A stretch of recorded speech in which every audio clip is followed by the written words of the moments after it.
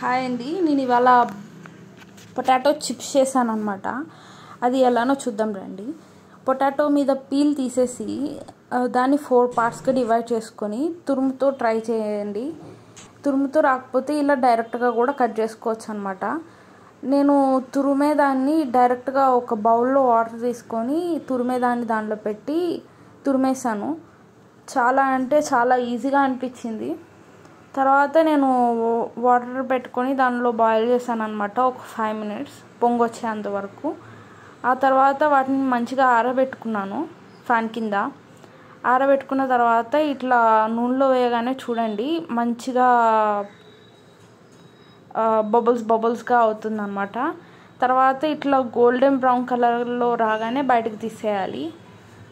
మంచిగా ఫస్ట్ ఏమంటే మనం వేసుకునేటప్పుడు హై ఫ్లేమ్ పెట్టాలి, మళ్ళీ ఇవి వేగేటప్పుడు మీడియం ఫ్లేమ్లో పెట్టుకోవాలి, తీసేటప్పుడు మళ్ళీ లో ఫ్లేమ్లో పెట్టుకోండి, మంచి కలర్ వస్తుంది అనమాట.